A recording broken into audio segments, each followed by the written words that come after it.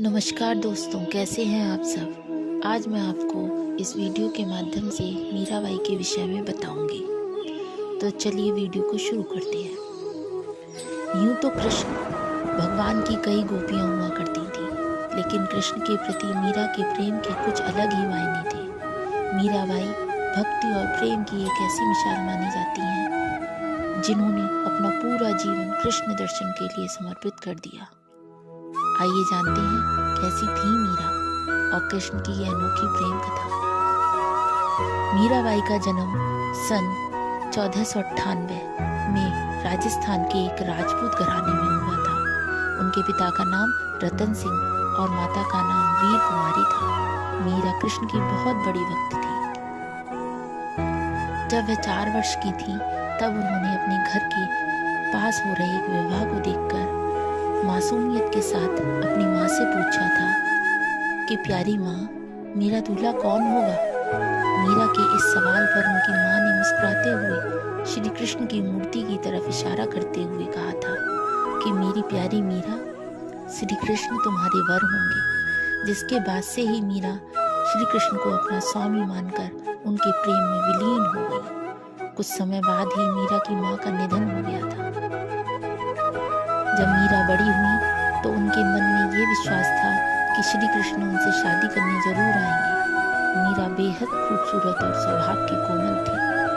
बहुत सुरीली आवाज में गाना गाती थी, लेकिन मीरा की शादी मेवाड़ के महाराणा सांगा के पुत्र राणा सांगा से हुई। मीरा ये शादी नहीं करना चाहती थी, लेकिन परिवार के जोर देने पर उन्हें ये शादी करनी पड़ी। माना जाता है कि शादी के बाद भी मीरा का प्रेम कृष्ण के लिए कम नहीं हुआ। विदाई के समय कृष्ण की वही मूर्ति अपने साथ लेकर गई जिससे उनकी माँ ने उनका दूल्हा बताया था। शादी के बाद मीरा ससुराल के कामकाज पूरे करने के बाद रोजाना कृष्ण के मंदिर जाया करती थी। वहां जाकर वह श्री कृष्ण की मूर्ति की पूजा करती, उनके लिए मधुर आवाज में भजन गाती और नृत्य भी करती थी। मीरा का कृष्ण के लिए प्रेम उनकी ससुराल वालों को बिल्कुल पसंद नहीं था। उनकी सास ने उन्हें दुर्गा माँ की आराधना करने पर जोर दिया, क्योंकि उनके ससुराल वाले दुर्गा देवी में बेहद विश्वास रखते थे। लेकिन ससुराल वालों के श्री कृष्ण की आराधना से रोकने पर मीरा ने साफ कह दिया कि मैं पहले ही अपना जीवन कृष्ण के नाम कर चुकी हूँ। इसके बाद मीरा की ननद उदाबाई ने उन्हें बदनाम करने की कोशिश की। उदाबाई ने अपने भाई राणा से कहा कि मीरा का किसी के साथ प्रेम संबंध है और उसने मीरा को उस व्यक्ति के साथ देखा है। ये सुनकर राणा बेहद क्रोधित हुए और आधी रात बहन उदाबाई के साथ मंदिर जा पहुंचे। मंदिर पहुंचकर उन्होंने मीरा को कृष्ण की मूर्ति के साथ अकेले ही बातें करते हुए देखा। ये देखने के बाद वह गुस्से से चिल्लाए कि मीरा, अपने जिस प्रेमी से तुम बातें कर रही हो उसे मेरे सामने लेकर आओ। इससे जवाब में मीरा कृष्ण की मूर्ति की ओर इशारा कर कहती हैं कि ये मेरे स्वामी हैं, इनसे मेरा विवाह हो गया है। ये सुनने के बाद राणा का दिल टूट जाता है, लेकिन फिर भी वह पूरी श्रद्धा से अपना पति धर्म निभाते हैं और आखिरी सांस तक मीरा का साथ देते हैं। मीरा का देवर विक्रमादित्य चित्तौड़गढ़ के नए राजा के रूप में चुना गया था। उनको कृष्ण के प्रति मीरा की भक्ति और लोगों के साथ मीरा का मेलजोल पसंद नहीं था।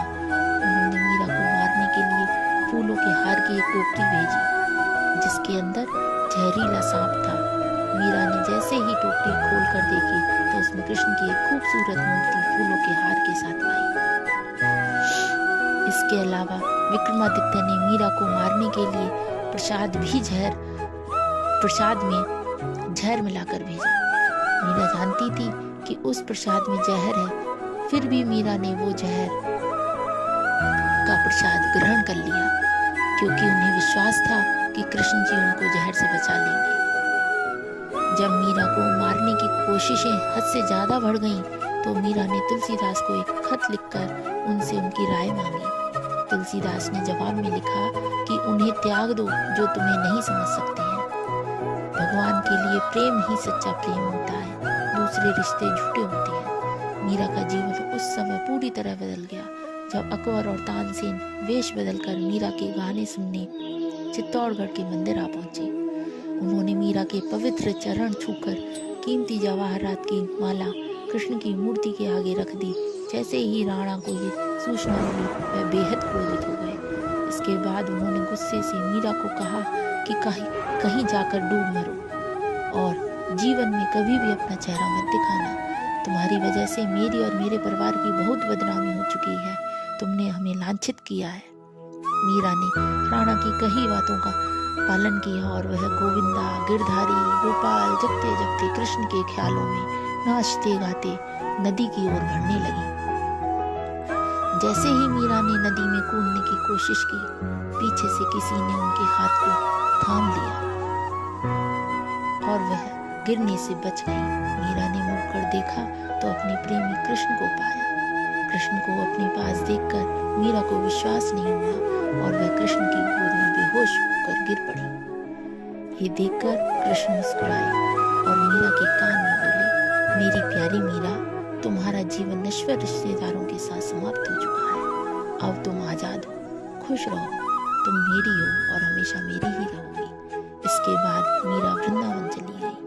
मीरा के वृंदावन चले जाने पर राणा वृंदावन आकर मीरा से माफी मांगती है और अपने साथ चलने को कहती है, लेकिन मीरा साथ चलने से इनकार कर देती है और कहती है कि मेरा जीवन कृष्ण से जुड़ा है। ये सुनने के बाद पहली बार राणा कृष्ण के प्रति मीरा के प्रेम की भावना को समझती है और वृंदावन से लौट जाती है। लेकिन कुछ समय बाद मीरा भी मेवाड़ लौट जाती है और अपने पति राणा से विनती करती है कि वह उन्हें कृष्ण के मंदिर में रहने की अनुमति दे। माना जाता है कि जन्माष्टमी के पर्व पर द्वारका में कृष्ण के मंदिर में मीरा कृष्ण से कहती है कि ओ गिरधारी, क्या आप मुझे बुला रहे हैं? मैं आ रही हूँ। मीरा को ये कहती सुन राणा और वहाँ मौजूद सभी लोग हैरान रह जाते हैं। माना जाता है कि कृष्ण को पुकारते ही मीरा में एक तरह का प्रकाश उत्पन्न हुआ और मंदिर के कपाट खुद से बंद हो गए। जब कपाट खुलते हैं तो मीरा की साड़ी कृष्ण भगवान की मूर्ति पर लिपटी हुई होती है, लेकिन मंदिर में मीरा नहीं होती। सिर्फ मीरा और उनकी बांसुरी की आवाज सुनाई देती है। माना जाता है कि मीरा कृष्ण की मूर्ति में ही समा गई थी। ऐसी थी मीरा की भक्ति। जय श्री कृष्ण। यदि आपको मेरी ये वीडियो अच्छी लगी हो तो प्लीज़ कमेंट बॉक्स में ज़रूर बताएं और मेरी वीडियो को लाइक, शेयर एंड सब्सक्राइब करना ना भूलें।